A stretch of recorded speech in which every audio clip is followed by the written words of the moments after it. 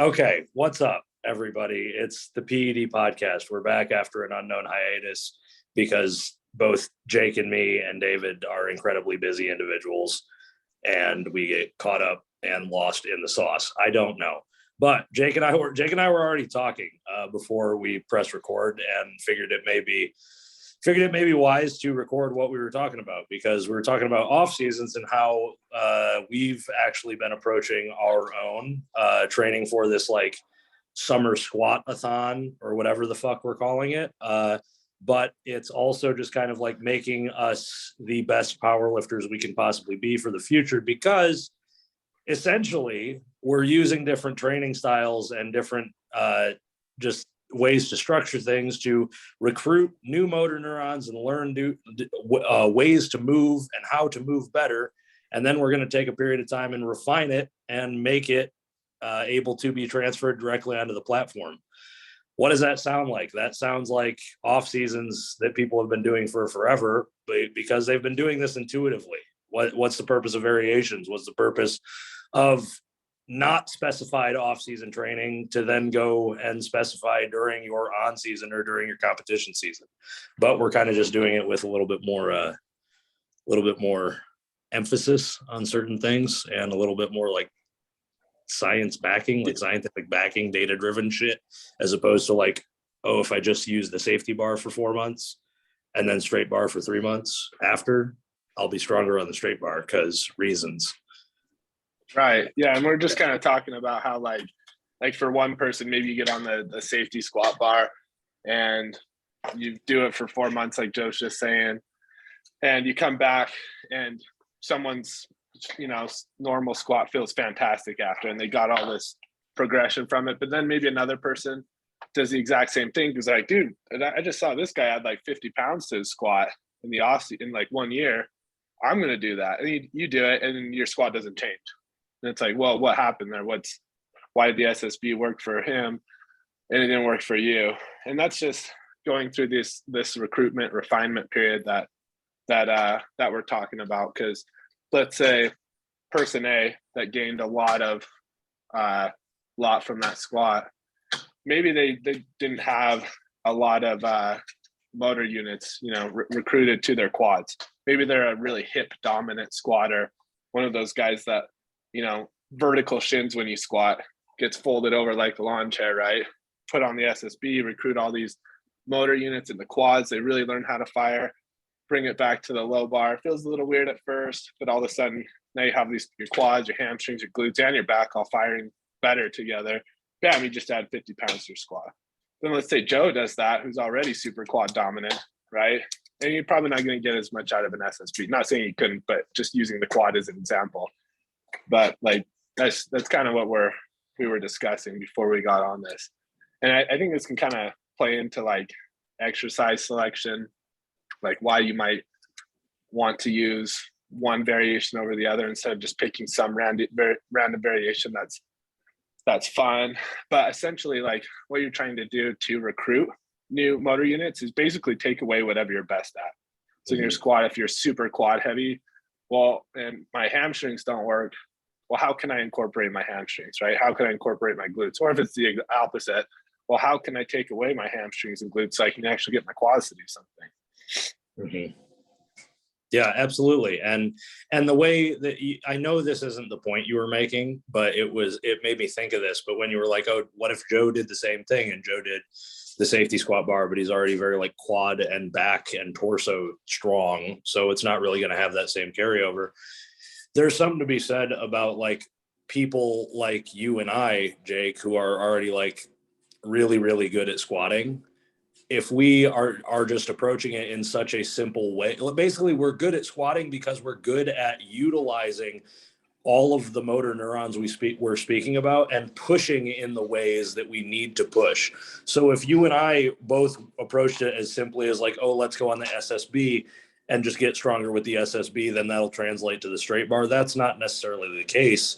And that's kind of why I think, well, I don't think like we're actively doing it, but that's kind of why I would say a person like you or I or an elite athlete or someone who's getting better and better at a certain skill has to incorporate a bit not a bit unorthodox things as they get stronger, but start to think outside the box. Like with our particular off seasons right now, you and I are doing stuff that like the novice to intermediate to even the advanced lifter would never even think to do. Like we're currently doing incredibly short rest times. We're doing supersets with compound movements. We're doing like this thing called post-activation potentiation, which is essentially just neurological like awareness cueing prior to doing compound movements to really, really refine specific areas that Jake and I can be better at.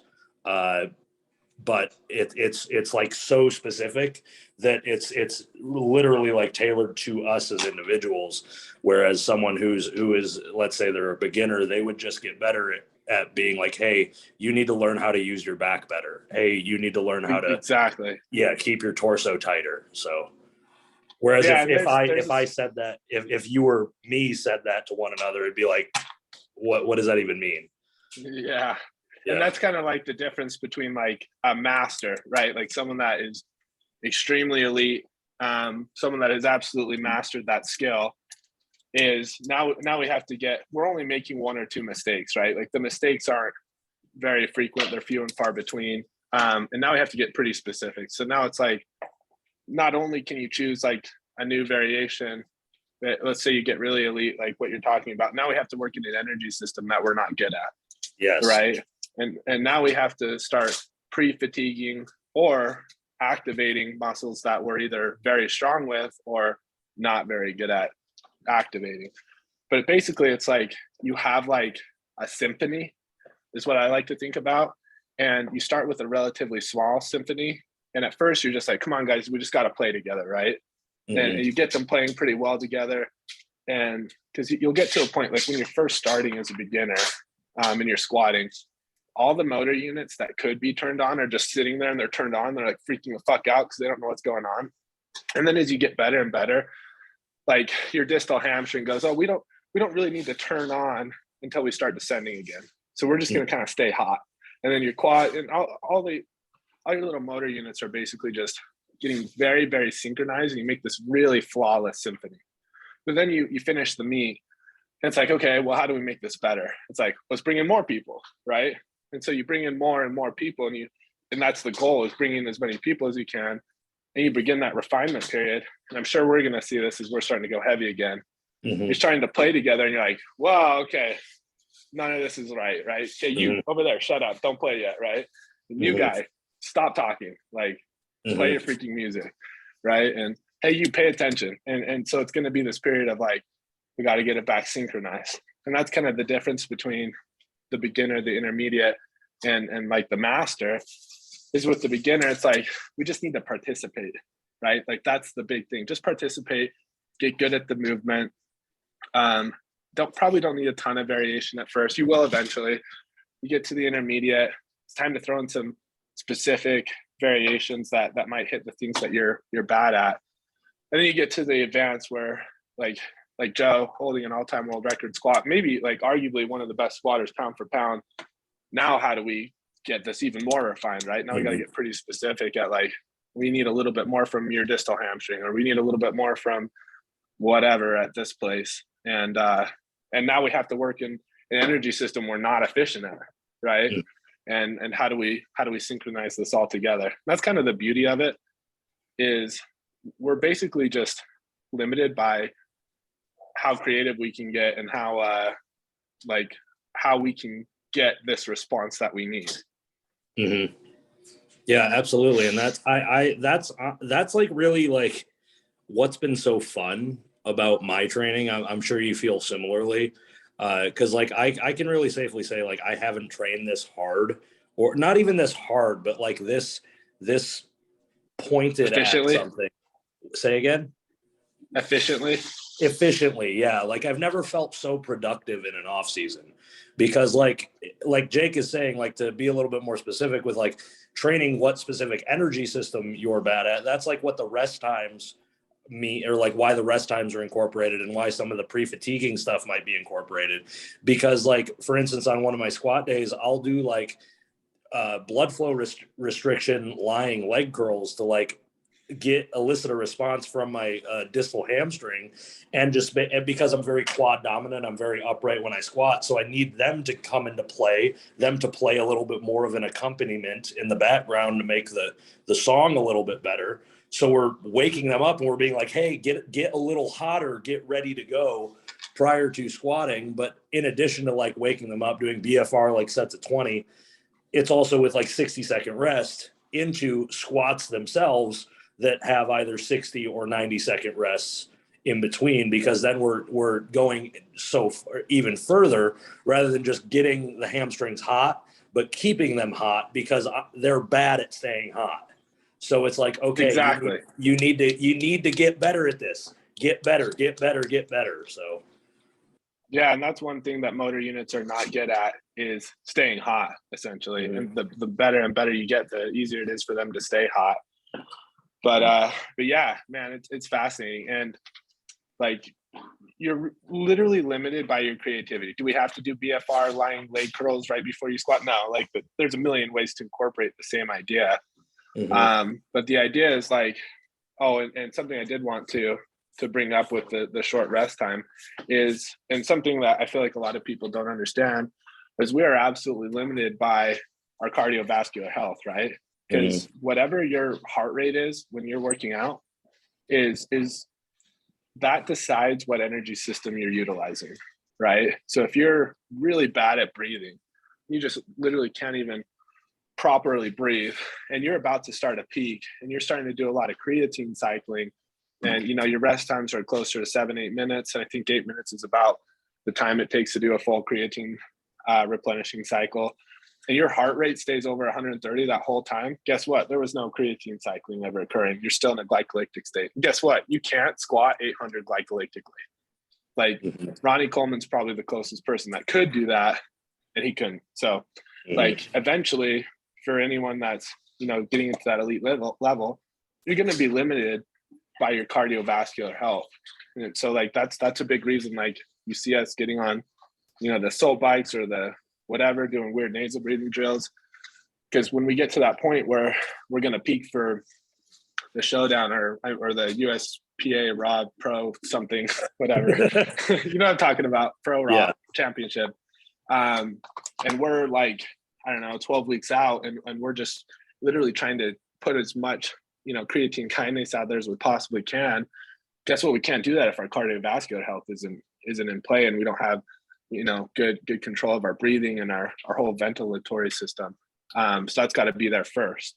Then by the time we get there, it's going to be like, man, 8 minutes, geez, like this is easy now, right? And now it's like you just have all this freaking catecholamines to just, let's see how fast I can move this. Let's get efficient. And then peaking's just downhill from there. It becomes easy. Yeah, absolutely. And that's something that, like, again, one of those things that, like, in past years I've been aware of, but like never really actually had, like, I don't want to say like tangible thought behind it, but actually have like the order of operations. This is why this is happening. This is why this needs to get better, et cetera, and it just makes so much sense when you like peel all the words away, and you're just like, okay, I'm limited by my cardiovascular health. Yes, because if I want to squat, just as any individual, I want to squat 500 pounds and to squat 500 pounds, I need to be able to squat 455 pounds for 5 reps. Let's just say that's the benchmark. To train to squat 455 pounds for 5 reps, I need to be able to do during my accumulation phase, or whatever I want to call it, I need to do 405 for 4 sets of 5. But if 405 for 4 sets of 5, training to that point, I reach a point where I can't get my heart rate below 130 in less than 20 minutes, there's no way that is going to be sustainable. There's no way that I'm going to be able to continue to train and get put into like a creatine cycling environment, which that's just like 1 rep max training. That's strength training. That's like the bang, go fast. Lactic, not no lactate kind of thing. Yeah. It's like the 1 to 3 rep range type shit. Glycolytic, that's the stuff above it. So that's like, if all you're doing is staying in that state and not being able to like reach that creatine cycling, then you're not going to be able to maximize the amount of power you can put out. That's what I still remember when I was texting Jake like a couple of weeks ago or whatever, I was pushing for strength just to see like how much ground we had gained doing all of the glycolytic training after the showdown. So like we did that for 12 weeks. Then I had like a strength push for 4 or 5. During that, the initial start of that strength push, or like 3 weeks into it, or 2 or 3 weeks into it or whatever, I hit like 665 for a set of 3. And it was all done with like short rest, and it was done after sprints. And like, basically, I still remember Jake texting me this because he was just kind of like, holy shit, because I essentially probably did that set in like a glycolytic fashion, which tells you that after doing all of this work and becoming better at producing limited power in the glycolytic like area or zone or whatever, I'm going to be even better at doing so when I'm able to like rest for 7 minutes, 8 minutes, whatever, and actually like use that first energy system. Right. And this is why it's like so freaking important. Like everyone likes to joke that, oh, I don't need cardio to power lift, right? Well, you don't need cardio to peak, but you need it before then, right? Mm-hmm. Like you do need to have cardiovascular health, or you will absolutely be limited by your health. That was a really good explanation. You just laid out for why. And once we get to the point, which kind of makes the squat thing we're doing in June, I don't know what we're calling it, but whatever. Taking an AMRAP, it's like the perfect time, right? We're kind of like peaking a phase of our training that we would have wanted to have peaked basically anyway. Mm-hmm. But we have a huge aerobic capacity. Our blood vessels are going to be very, very loose. Good control of, the catecholamine system. Like everything's going to be right where we want it to be. Right when we finish, I think we're like 15-ish weeks out or something like that, mm-hmm. 16. It's like, cool, let's, basically we're just like, cool, let's get into some strength stuff now. Let's do some creatine cycling stuff. Let's basically begin the refinement of all 3 lifts again. And that part is just like, well, cool, this is gonna be fun now, right? Like, yeah, that's all the hard work's done. Yeah, that's the shit that we're good at. So it's like whatever. Yeah, it's like, cool, let's do like maybe heavy sets of 8 or something. And like the glycolytic work kind of goes down by the time we're like, 10 to 12 weeks out. It's like we really kind of want to take that away and rely mm-hmm. on all the conditioning we've built, and the health we've built and the new blood vessels we've built, so we can just kind of cruise on through and use all our energy towards refining motor units and dealing with all the freaking choline trash we're going to put into our body mm-hmm. because it's heavy and now it's painful. Yep, exactly. And to go back like for a bit, just because I like people probably don't know what catecholamines are. They mean that's like the norepinephrines and like the epinephrines and the fucking dopamine, norepinephrine, dopamine, yeah, everything that can derive from dopamine. Because dopamine's kind of like whoever's familiar with like how testosterone's formed, which I feel like probably most people are. Cholesterol, DHEA goes down to testosterone. There's a couple in between, but it doesn't really matter. Like dopamine's kind of like the cholesterol, where everything you can think of that's excitatory basically is broken down from dopamine. There's lots of ways to break it down. And basically the way that you've trained your brain, the enzymes in your brain, and like basically your performance mechanisms, the environment you're in, your whatever, all these other weird factors will decide how dopamine's broken down. Is it going to be more norepinephrine? Is it going to stay dopamine? Is it going to be epinephrine? Is it going to be whatever? Mm-hmm. And it's kind of based on basically on your striatum and those little feedback loops you have. But yeah, those are what catecholamines are. The excitatory things, mm-hmm. the things that give us the ability to perform these kind of, or basically mm-hmm. any activity. Yep. Yeah. And that's that, like being able to utilize those and like have them basically have feedback loops built in so that they like, they turn into, or it's signaled to be what we need it to be, is basically the perfect end to what we're doing. We're like peaking that energy system, which is like the glycolytic and like the aerobic stuff, and just basically like building the perfect base to jump off of into actual strength training, which is like I know I like, because Jake and I talk every day, like, because he like basically handles my fucking life. But it's been kind of like, even if the squat, I want to call it like the squat-a-thon, like the summer squat-a-thon, or like the Dragon Slayer squat-a-thon or something. I don't know. But like, even if I don't do it, and even if like I fall short and Jake like smokes me or whatever, it doesn't really matter to me. Like, it's still going to be fun, and I still obviously don't want to lose. But it's still like the best thing that he and I could do right now, because it's just setting us up for like the best powerlifting prep that we possibly can be, like, that we can possibly do. Because normally it's like, okay, we go into powerlifting prep and you like look at your, I don't know about you guys, but I work backwards from my expectations. It's like, if I want to squat 850 pounds, then it's like, I know it 2 weeks out, I'm going to have to hit this or something like that. So it's like, I do that. And then I start thinking of these like indicator lifts, and I start being like, oh fuck, man, like 10 weeks out, I'm going to have to do like 700 for like a 5x4 or some shit like that. And it's like, oh fuck, God, this stuff, that's going to fucking kick my ass. But now that we've like laid this groundwork, and we continue to lay the groundwork, and I look at the groundwork that we're laying, I'm like, please give me 700 for like a 5x4 or some stupid arbitrary like number. But it's like, I get to rest like 5-6 minutes in between. Like, that's fucking easy, right? That sounds easy. that sounds like I'll be fucking bored, man. Like, I'm honestly in the gym like thinking about this just because my brain doesn't stop.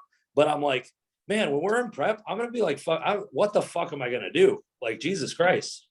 It's because like there's gonna be like 5 minutes where I'm just kind of like, what's up, guys? Yeah, like, I don't want to talk to anybody. What's going on? Yeah, you're just like trying to get your heart rate lower and stay cool and not get too excited yet. But Yeah. I just hit that squat yesterday. I hit a heavy 6 yesterday, and my last warm up, I was like, okay, I'm gonna give myself 3 minutes, and I'll just force myself to rest for 3 minutes. Mm-hmm. And I'm sitting there for 3 minutes, and I'm like, oh man, like, Yeah. And then it finally hits, and I'm like, geez, I'm almost cold. Like, let's go. Yeah. And it was good. It's a good thing. Like, it kind of gave me a little extra steam. But I'm like, geez, 3 minutes feels like forever right now, because like a lot of the squats we've been doing, it's like 20 seconds rest. Yeah. And you're just like, unlatch belt, stop camera, start camera, latch belt, go. And yeah, you're just exactly. like still breathing like crazy. Yep. Yeah, man. It's interesting. Like, I know, like, again, because I don't know who's listening, but like whoever is, it's just funny because Jake and I like text one another like every day, and it's like periodically it's just like, man, I think we're doing something really fucking cool here, you know, because it's like I really haven't ever felt this productive in an off season, because it's not just variations to like get better at the recruitment of new motor neurons, like we were talking about at the beginning. It's not just an off season to get stronger at shit that we suck at. It's also an off season where we're getting stronger at shit we suck at, utilizing like energy pathways that we normally wouldn't have, which for whatever reason just makes it that much more like feeling of like, holy shit, we're accomplishing something with every single shitty session that we do. It's like, I don't know about you, but I walk out of there and I'm like, I'm like getting better. Yeah. You know? And dude, and especially at our level, especially at your level, it's very difficult to have this kind of progress week by week by week by week, and feel like it almost feels like you're a newbie, right? Yeah. Like you come in, you're like, "Ooh, I'm just stronger than I was last week. Every freaking week I come in here, I'm better." Mm-hmm. And I think especially us getting our like tying the supplementation and the PEDs all together, and we just got this really nice flow state right now. Mm-hmm. It's really fun. It's fun. It just like, and like, you know, we've gotten a little bit of help from like Andrew Triana as well, the Go Super Mhm. Brain, if anyone doesn't know him, and just kind of tying these little details all together. And it's like, geez, I just feel like we're soaring right now. And I don't, and especially how it's progressed so far, it feels like we have a couple of years of this to go. There's so many unutilized pathways or whatever you want to call them that we just haven't even, like doors that we haven't even opened yet. That's still ready to go. And it's like, dude, this is going to be wild. I feel like it'll be, it'll kind of be like a new generation. But the funny thing was, we kind of started talking about this squatathon, I guess that's what we're calling it, back in what, like December? Yeah. And it was funny because back then we were like, oh, this would be really cool. Like Joe's a lot better at the 1 rep max. Like you squat like 70 pounds more than me, but I have a lot better conditioning. Oh, this might be where we kind of meet. Right. And then like, just like a week or 2 or 3 weeks ago, I guess now, we both took that AMRAP and it's like the same. And it's like, whoa, this is gonna be a lot closer than I thought. It's been really fun though. I think it's gonna be big. Yeah, it's cool, man. It really feels like both you and I, like you said, we had like, and this is coming from a guy that, I mean, like shit. And this is why, like, I keep saying that I'm like so thankful for you, Jake, is because like I've been in this for a long fucking time. And like, I didn't think that I had the capacity to like get better at the magnitude that I seem to be getting better like week to week these days.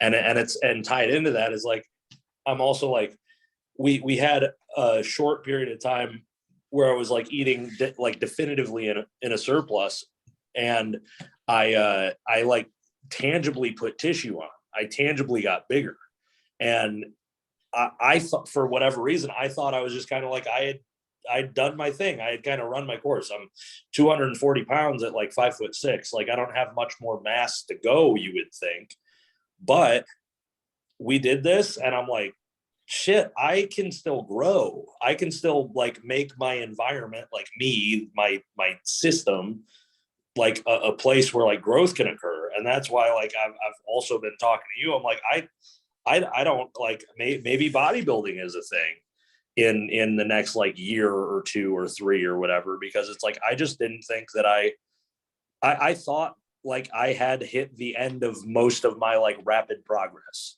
and everything else was going to be like squeezing water from a rock. But with the whole incorporation of like the different energy systems and just like some specific motor neuron recruitment and whatnot, like it's like, holy shit, like we're nowhere near the end. Yes. I don't think we've seen even close to the peak performance from humans in general, in powerlifting at least. Yeah. I think like, and especially it is crazy. Like it's like you're a newbie again. Like the amount of like mass you're just putting on, the amount of strength you're putting on, the amount of progression. It's like, dude, did I just like start all over again? Right. It's like, and on probably like the least amount of gear you've probably been on in who knows how long too. Yeah. It's like, well, this doesn't really make sense, does it? Yeah. But it just crazy, shows you how many layers there are. Yeah.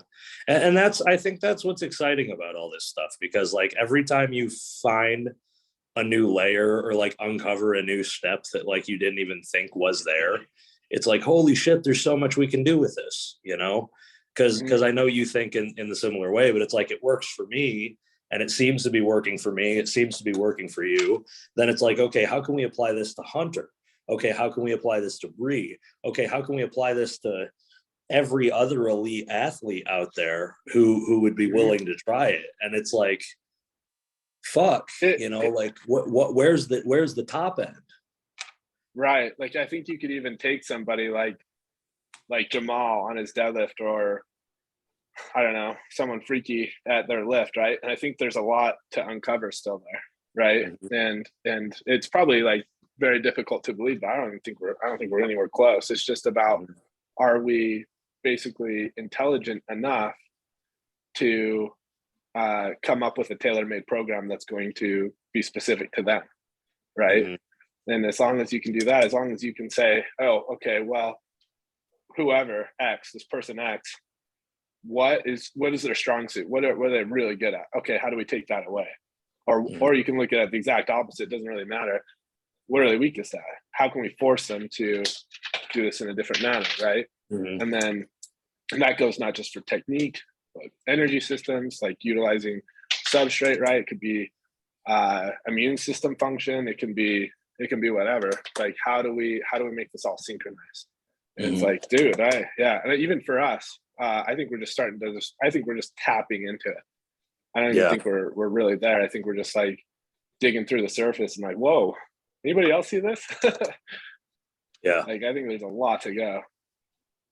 Yeah, I do too. And well, for instance, like what do you think, Jamal? Like, because I think Jamal, and I think that like his muscular endurance transitioning to lockout, so I would think glutes would probably be like whether it's like power or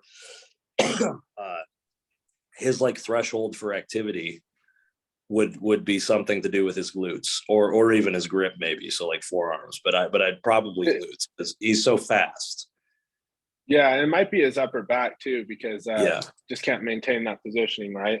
And it's hard to know because we don't know exactly how he's training. We don't know what his blood work looks like. We don't know what his health markers are, what his everything is, right? So it'd be hard to know. And that's like a tough example because we literally have to know pretty good information, then tear it apart, build a program. Right. But I think we could literally take anybody. I think we could take somebody that's older and thinks they're on the tail end of their career and revive them. Then you could take somebody like Hack who's literally on top of the world. I think you could turn him into something even further than that. Like, I think it's endless. I think you could do a lot, and it would be fun to just kind of speculate with it too and be like, what would you do with this person, or what would you do with this person? But it's just it's cool. I think there's so much out there. It's fun to consider. Yeah, I do too. It's just fun. It's fun to think about because I like if you would have like taken a snippet of my training from like this, like the past 2 weeks and showed it to me like 2 years ago, I'd be like, why? What? It'd be like, do I have cancer or what's going on? Like why am I doing? Why would I train like this? Yeah.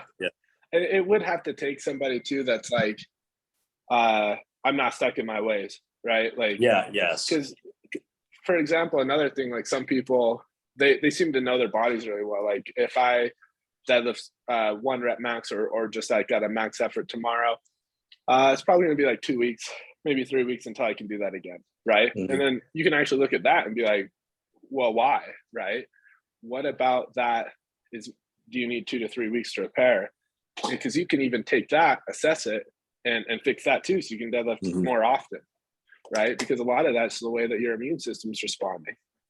And you can fix that. You can alter it. You can do things during your training. You can do things after your training. Like right after heavy training, for example, you have such a big catecholamine dump because a lot of us have a crazy excessive amount of neuron activity in our brains going on, right? There's just a ton of dopamine. There's a ton of norepinephrine, depends on the lifter, whatever, that if you actually took a normal person and put them inside their body, they'd probably just throw up and panic or kill themselves because they're like, holy fuck, this is crazy. Like it's like the equivalent of like runner's high. It's like when you hit like a 1 rep max and you're like, holy shit, like it's the whole fuck yeah, I feel like a god type mode.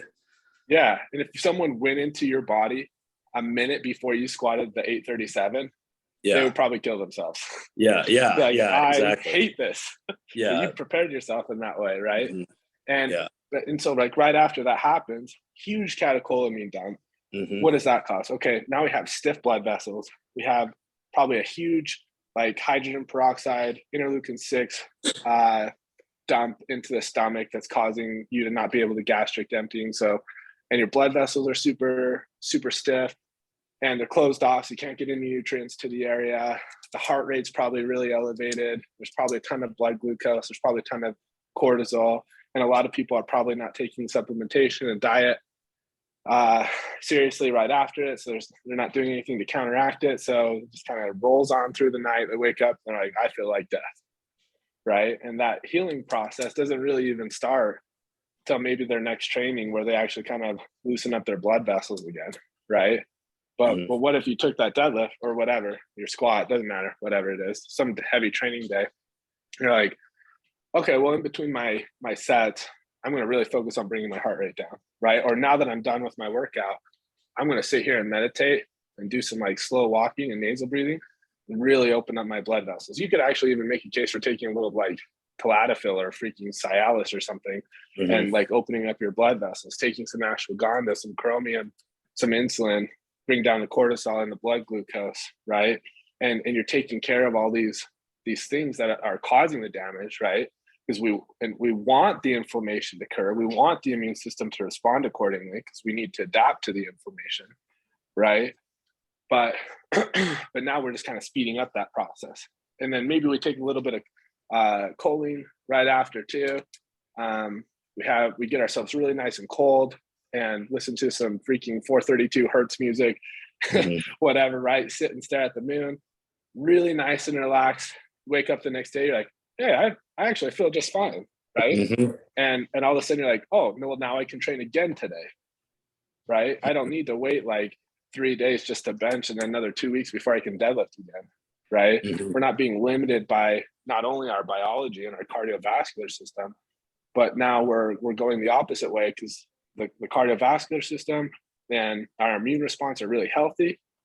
And we're throwing in supplementation and learning how to utilize the different responses in our body.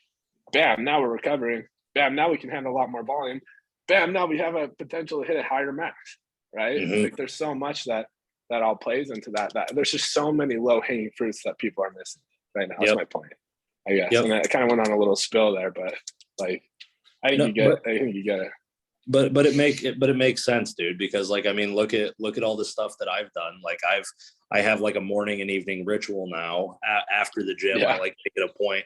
I'm super aware of my breathing now. Like if I find myself like, it's like, no, like mouth, like no mouth breathing, like switch when you're not doing any like super hard physical activity, just fucking breathe through your nose, you know, and just try to chill, try to like actually bring yourself down when you need to be down so that you can go back up again. It's the episode a long time ago where we were talking about peaks and valleys. You need the valley so that you can go back up to the peak. The valley is you bringing yourself down, letting yourself relax, like implementing things like listening to the music, journaling, doing the shit like red light therapy, staring at the moon, like getting yourself cold, whatever, to bring yourself back down so that you can have a higher and better and more easily accessible go back up when you need it. Yeah. And there's, I'm sure like if you would have looked at yourself, like you're 2 years ago, looking at what you're doing right now, like going out there, staring at the moon, doing this like nasal breathing crap. And you're like, dude, what happened?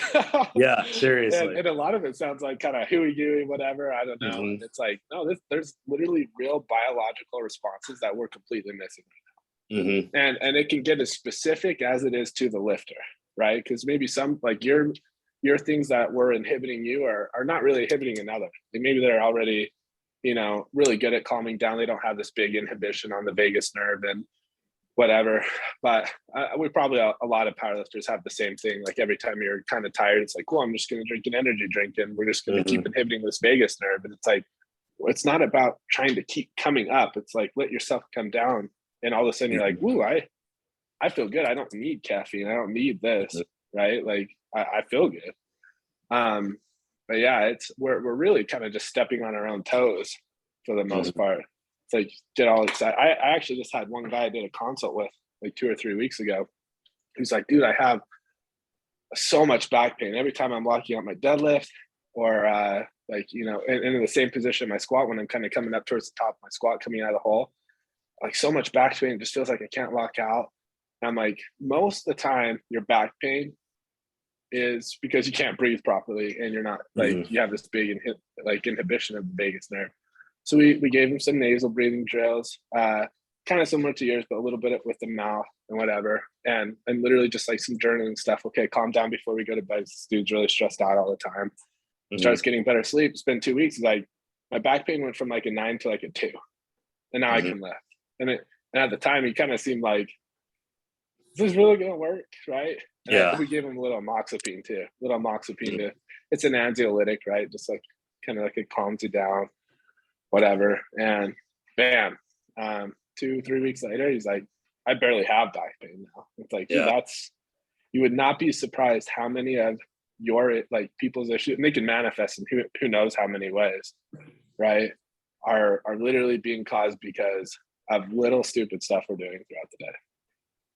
Yep. Yeah. Or stuff they're not doing, it's like that pain and dysfunction and everything, like it can be the result of some of the most insignificant stuff. And like I've said it before and I'll say it again, but like just doing more of the little stuff, like cold exposure in the mornings, the rituals, the nasal breathing, the whatnot, like the avoidance of caffeine, like when I feel like I need it.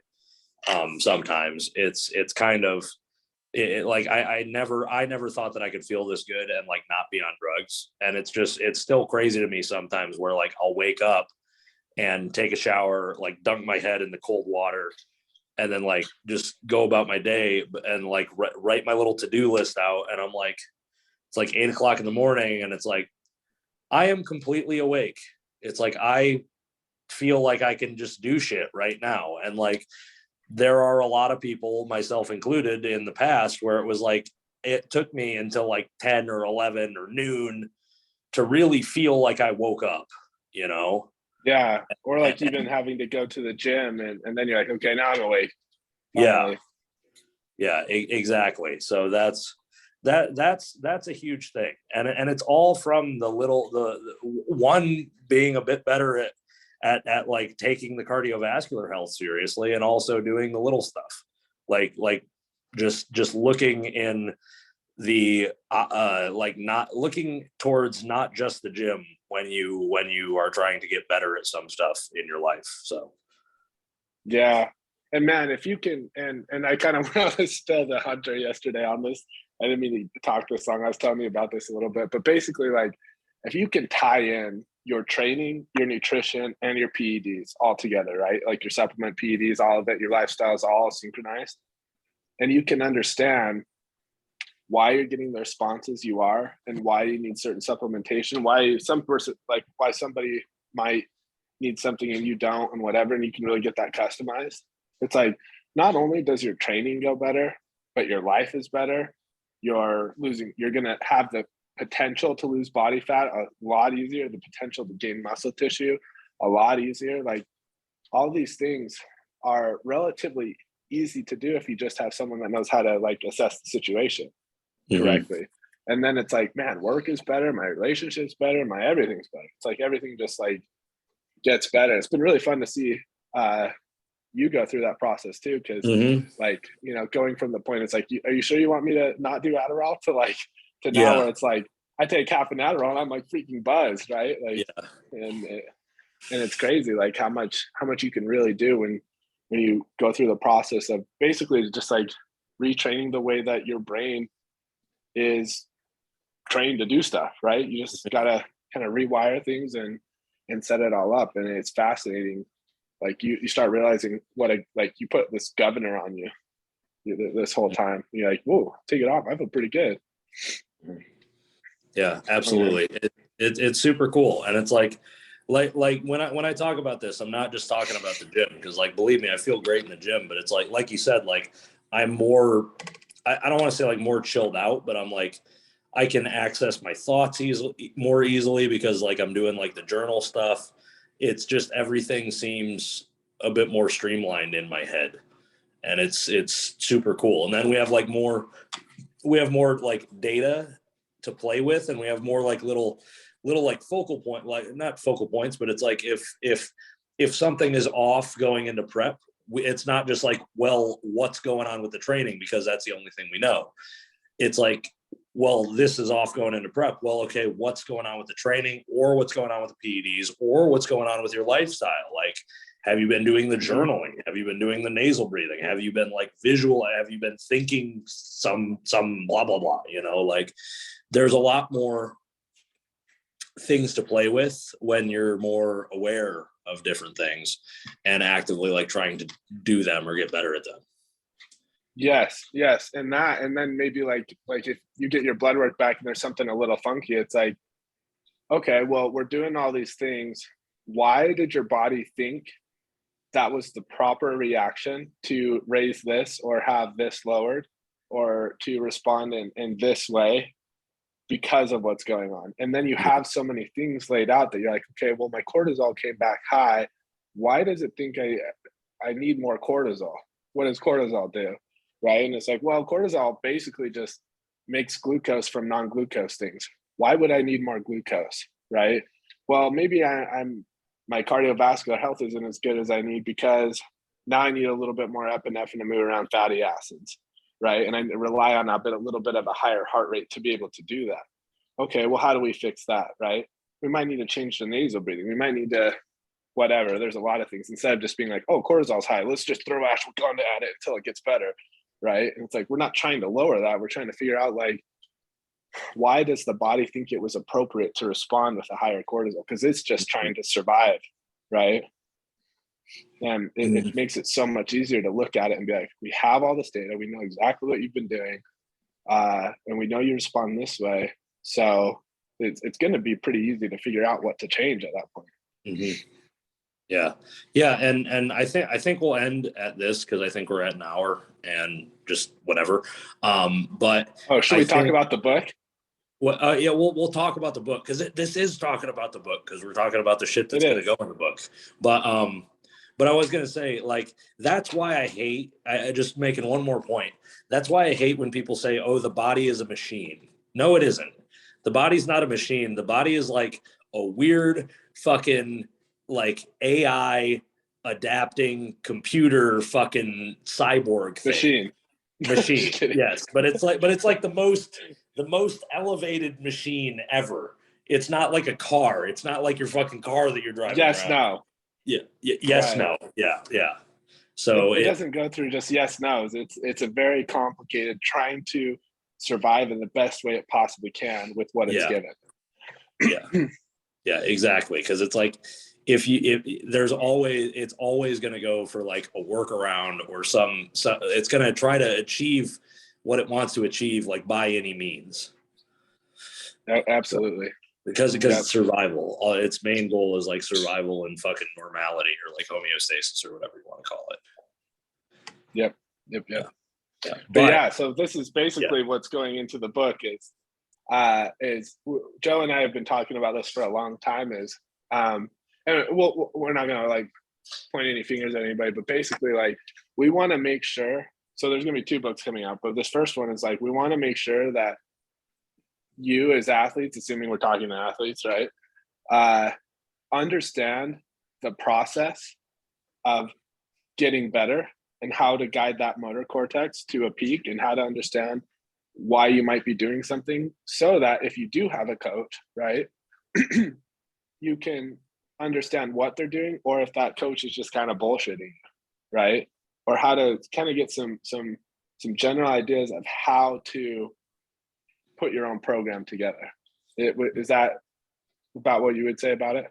Yeah, basically. It's just kind of like what we're gonna call it, like the handbook or the guidebook or the whatever. Something. But it's just gonna be there as a way so you as athletes and consumers who are basically paying for a service from someone, from a coach or a team or whatever, you can basically, you'll be able to like understand what it is that you're looking at when someone writes a program for you. You'll be able to understand what someone may be getting at when they recommend certain PEDs for you, or you hear about certain PEDs from somewhere. And ideally, this book is just going to like put you in a position where you can more easily think critically and understand why something is either going to work or why something you're given or recommended may not be or may not necessarily be the best idea. Yeah. Yep. Yeah. So we're just kind of basically breaking the ground on that. So it'll be a little bit, but I'm really excited about it. I think it's going to be a good way for people to be able to ask the right questions, right? So I think that's a big thing that the coaches and athletes might struggle with communication, right? Is I don't really know what to ask my coach. I feel like there might be something a little funky here, but I don't really know what to ask, right? Like, is this right, or like whatever? And like, why am I taking this supplement, or why would I eat this way, or whatever, right? Or like a big one is I know a lot of coaches just kind of give out macros, right? Like, oh, here's just, you just eat this many fat, this much protein. It doesn't matter if you eat all your fat in the morning and you save all your protein for 2 a.m. or whatever, as long as it's all in the day, it doesn't matter. It's like, well, maybe that's not the worst thing for like a beginner, right? But when you want to get a little bit more advanced, that timing becomes very specific and you want it to, right? And so just kind of like a good way to like put out some pretty general information that won't be crazy hard to read, and it won't be super in depth. It'll just be like, here's your guidebook to not get bullshitted kind of thing. And then we'll come out with another one that is very much in depth, that will be a little bit more tailored towards coaches and how to assess your athletes and how to basically implement certain protocols and when not to, so that we can teach people a little bit better why doing one thing over another might not be the best idea. Yeah. So it's basically like the first book will be for the consumer to understand like how not to get bullshitted, and the second one is just going to be for the coaches, the people that are putting out the product, and it will be there to show them how not to be one of the bullshitters, how to be better, how to be a coach that is reputable and can actually back up what you're attempting to like do with your athlete when you tell them to do something or take something or whatever. Right. Or just to anybody who wants to make their own program is just interested in it. So, but once you have a really good grasp of this depth, you probably won't wonder too much. Oh man, what should I do this week? It's like, I already know what I'm probably going to do this week. And the second I'm done with this workout, I'm like, I know exactly what I'm supposed to do next week because I got this, and this is the direction I'm heading, and this is the response I need.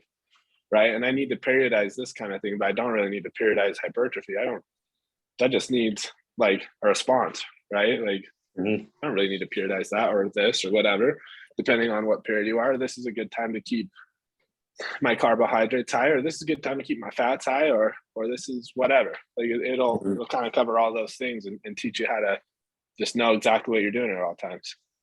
Yep, absolutely. It takes basically there to take the guesswork out of everything, because like Jake said, like he and I could probably like have a 2-minute conversation and pretty much lay out like what our next like 3 or 4 years of training are going to look like. Yeah, like I'm pretty sure you know exactly what your training is going to look like all the way into the showdown at this point. Yep. Like, I mean, little stuff, but he knows the idea. We still talk every day, but it's not like I have to tell you every day what your program's going to look like. You kind of just know. It's like, stay in these guidelines. Yeah, so cool, perfect. It's pretty like, and that I feel like that's kind of more how it should be. Like, what details matter, what details don't, right? Yep, absolutely. So I'm excited for that. I am the disorganized one. I am the talky guy. So I'm basically just like, as Jake comes up with the skeleton, I'm like, ooh, do this, ooh, do that, ooh, what about that, or whatever. So I don't know when it's going to be done. That's our dynamic. Yeah, exactly. but it is getting done. So I'm pumped for it. It'll be really, I'm really excited for it, and I think it's going to be really good for the people to take the time to read it. So I agree. Yeah. Well, yeah, I think that kind of wraps it up. Yeah. Well, all right. Thanks for everybody tuning in to, I don't know what episode this is, the first one back in a while. So me and Jake, we're going to make it a point to do more of these because like we said, we talk every day. So even if it is like, I guess like on random days, like I'm still going to make it a point to like make these happen, because I've had a lot of individuals ask me about them. So I know people value them. So if you made it this far, I really appreciate you tuning in and appreciate you listening and appreciate all the questions and all that stuff, because it's just cool. Yeah. And if there's anything like specific anybody wants to learn about too. Just DM Joe like freaking crazy until he answers you, and Yeah. we'll get to it. So if it's a good idea, if it's trash, he's not going to answer. He'll probably block you. So Probably don't make probably. it trash. Yeah, but yeah, so DMs are always open, and it'll be good. Well, we're gonna make it a point because we also like Jake, we also talked about like making the jokes episode, and That was my idea. Why is it called joke? It's our name together. It's just like, this is a joke, and we're probably going to be doing something. We'll probably not have great attention span. The whole thing will totally just be a joke, and it's awesome. Because it's Jake and Joe, and it's the stupid. It's so fucking dry and so dumb, but it's fucking hilarious. But I like we were talking, was so freaking funny when I typed that out. I was laughing. we could hilarious. We could probably record podcasts playing Elden Ring. That would be funny, maybe. I know, yeah, like, or just whatever, like, because there's a lot of time. We're just very busy. We don't both have like the exact same schedule where we can just sit down and do this. So sometimes one of us might be busy, or we're both. But just try to record stuff and just put out information, because I think that'll still be good. But yeah, exactly. Well, all right, guys. Thank you for tuning in. It's Jakey B43 on Instagram over there. I'm Joe Sullivan _AOD. JKB _43 _ yeah 42 or 43 3. Yep. 3. Okay. Yeah. Okay. All right. Well, yeah. So you guys know where to find us. Appreciate you tuning in, and we will catch you next time.